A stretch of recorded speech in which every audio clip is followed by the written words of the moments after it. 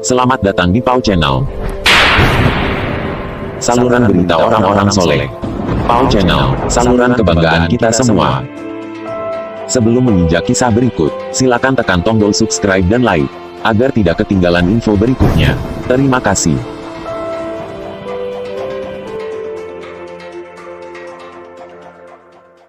Karomah Mbah Khalil Bangkalan. Dikisahkan seorang pemuda berasal dari Kabupaten Jombang sedang nyantri di daerah Kademangan, Madura. Setelah diterima menjadi santri, akhirnya santri itu pun mendapatkan tugas dari gurunya untuk mengurus semua kuda milik sang guru. Guru tersebut yang tak lain tak bukan adalah Syekhona Khalil Bangkalan. Sang santri itu pun menurut apa yang telah dititahkan kepadanya. Sehari-harinya santri tersebut membersihkan kuda beserta kandangnya. Tugas yang menyita banyak waktu itu pun digelutinya dengan teliti dan sabar. Walhasil, kesempatannya untuk ikut belajar mengaji kitab kuning pun tak banyak. Pada suatu hari, Syekhona Khalil kedatangan tamu dari tanah Jawa, yaitu seorang kiai yang santrinya masih berjumlah puluhan.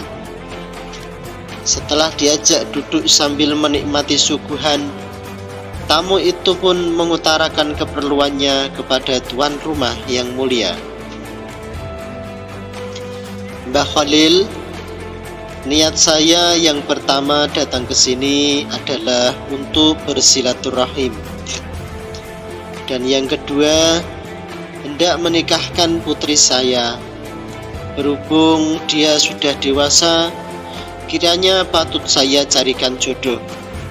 Apalagi usia saya yang sudah lanjut, tak lama lagi Allah pasti akan memanggil jiwa saya, Mbah. Jika Mbah ada calon yang kiranya cocok, saya mohon petunjuk dan izin untuk dipertemukan. Setelah tamu tersebut mengutarakan maksudnya, tanpa berpikir panjang, Mbah Khalil langsung memanggil santrinya yang sedang mengurusi kuda-kuda di belakang rumah. Hashim, demi mendengar suara gurunya yang memanggil, si santri itu pun langsung bergegas menghadap sang guru. Dalem Mbah Khalil, panjenengan memanggil saya? Iya. Tanpa banyak tanya lagi, pemuda Hashim itu pun langsung diam merunduk. Lalu Syekhona berkata kepada tamu beliau, "Ini dia calon yang kamu cari itu, yang akan meneruskan perjuanganmu nanti." Si tamu pun terkejut bukan kepalang, tak sanggup berpikir sambil bergumam dalam hatinya, apa iya sih santri belasaken lusuh seperti ini yang akan mengurusi pesantrenku nanti? Aku tidak yakin bila anak ini banyak ilmunya. Di saat bersamaan, santri Hashim pun terkejut bukan main pula sambil berkata dalam hatinya, apa iya Mbah Khalil tega akan menjodohkan saya dengan putri seorang ulama yang luhur? Syekhona Khalil lalu menyambungkan kegelisahan dua pikiran itu. Sudahlah, kamu pulang saja dan siapkan selamatannya di rumahmu. 3 hari lagi akad nikah akan dilaksanakan. Nah, kamu Hashim, sana kembali ke belakang mengurusi kuda-kudamu. Hashim pun kembali ke tempat tugasnya dengan hati risau, pikiran kacau balau dan perasaan galau. Sambari bertanya-tanya, bagaimana saya bisa menjalani ini semua? Kenapa guru tidak memberitahu saya sebelumnya, atau paling tidak menawarkannya terlebih dahulu? Gundah gulana, bimbang ragu dan bingung terus berkecamuk dalam pikiran Hashim. Pada saat seperti itulah inayah pertolongan Allah ditampakkan kepadanya. Ia teringat suatu hari saat Syekhuna Khalil sedang mulang atau memberi pelajaran kitab dan menurunkan dawuh, sesiapa di antara kalian yang ingin tercapai hajatnya, maka bacalah selawat nariyah sebanyak mungkin pada waktu ijabah yang sangat dianjurkan, yaitu setelah separuh malam hingga menjelang subuh. Tengah malam itu juga Hasyim melaksanakan apa yang pernah diucapkan Syekhuna Khalil. Menjelang subuh ia ketiduran. Kala itu hal ajaib terjadi dalam mimpinya. Ia bertemu Imam Al-Bukhari radhiyallahu anhu yang mengajarkan kepadanya hadis sahih selama 40 tahun. Manakala terjaga, Hasyim tertegun atas mimpi mistikal yang ia alami. Pada malam kedua, hal yang sama terjadi lagi. Kali ini dalam mimpinya Hasyim mendaras ilmu atau mengaji ilmu kepada Imam Asy-Syafi'i yang kemudian mengajarkannya padanya ragam kitab fikih dari 4 madhab, Syafi'i, Hanafi, Maliki, dan Hambali, juga selama 40 tahun. Pada malam ketiga ia kembali bermimpi dan mengaji ilmu dengan Imam Al-Ghazali dan Syekh Junaid Al-Baghdadi yang mengajarkan kepadanya pusparagam kitab tasawuf selama 40 tahun. Ketika mimpi itu kemudian menyisakan pertanyaan besar dalam pikiran Hasyim. Apa makna dari semua mimpi itu? Keesokan harinya ia hendak bertanya kepada Syekhuna Khalil, namun sudah tidak ada kesempatan lagi, karena justru ia malah disuruh bergegas menuju rumah calon mertuanya guna melangsungkan akad nikah. Guru murid ini pun berangkat.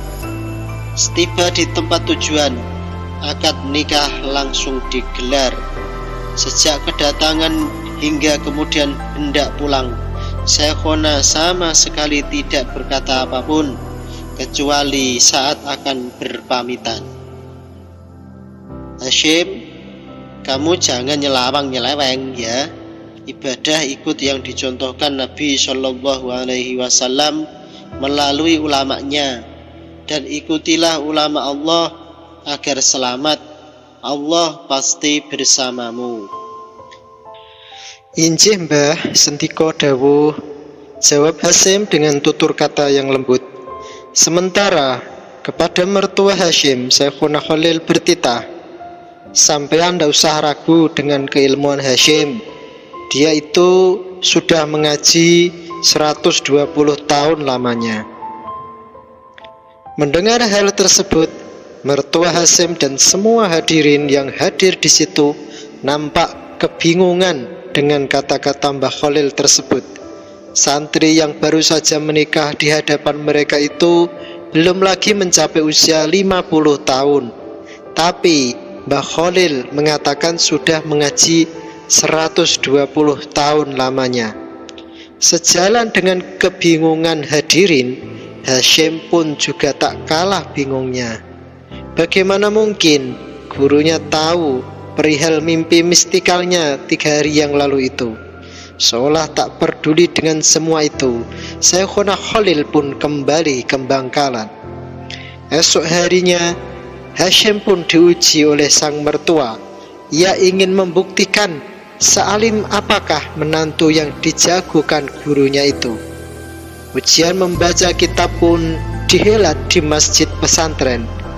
Hasyim mulai gugup, keringatnya panas dingin. Sementara di tempat biasa, mertuanya pun duduk manis. Sudah disediakan 2 kitab tafsir dan hadis di hadapan mertuanya. Di tempat yang sama, Hasyim pun juga dipersilahkan untuk duduk dan membaca kitab-kitab tersebut. Awalnya Hasyim pun gemetar, merasa grogi dan bingung dengan kitab-kitab tersebut. Namun Hasyim pun nekat membuka kitab-kitab itu dan mencoba untuk membacanya. Subhanallah, di luar dugaan, seolah-olah tak asing dengan kitab-kitab tersebut, Hasyim membacanya dengan baik. Ujian ini jadi kian menakjubkan kala Hasyim langsung membaca dengan fasih disertai keterangan-keterangan yang mengagumkan, seolah dia itu sudah sangat lihai dan hafal di luar kepala, serta membahas pertanyaan-pertanyaan layaknya para masyayikh yang sudah kenyang dengan segudang ilmu tanpa harus melihat ke dalam kitab-kitab tersebut. Para ustadz dan para santri senior yang semula meremehkan dan tidak yakin dengan kemampuan Hasyim, seketika itu juga takjub bukan kepalang. Begitupun mertuanya yang mengintip dari celah jendela rumahnya. Sedari hari itu hingga seterusnya, Hasyim muda pun memperoleh tugas mengajar semua kitab klasik dari berbagai cabang ilmu tradisional Islam. Di depan namanya lantas tersematlah satu kata baru, Kiai Hasyim Asy'ari. Berkat ijazah dari gurunya Mbah Khalil membaca sholawat nariyah berulang-ulang kali, akhirnya Allah menurunkan pertolongannya kepada Hasyim, sehingga bisa mengerti ilmu-ilmu yang belum pernah diajarkan sekalipun, di mana ilmu ini biasa disebut dengan ilmu laduni, di mana ilmu itu datangnya langsung dari Allah Subhanahu wa ta'ala. Dalam ibarat bahasa Jawa, ilmu laduni sering disebut weruh sadurunge winarah, yang artinya tahu sebelum diajarkan. Sehingga orang yang punya ilmu itu bisa tahu sebelum diajarkan oleh orang lain. Karomah ini pula yang kelak memunculkan gelar baru di depan nama beliau setelah mendirikan pondok pesantren Tebu Ireng, yakni Hadratus Syekh, yaitu Maha Guru. Demikianlah sekelumit kisah karomah Syekhuna Khalil Bangkalan yang diterima Hadratus Syekh, dan masih banyak lagi karomah beliau yang dialami dan disaksikan para santri yang lainnya. Semoga Allah senantiasa mengalirkan tetesan berkah dan manfaat dari kehidupan beliau-beliau yang mulia kepada kita dan anak cucu-cucu kita. Amin, amin, ya Rabbal Alamin.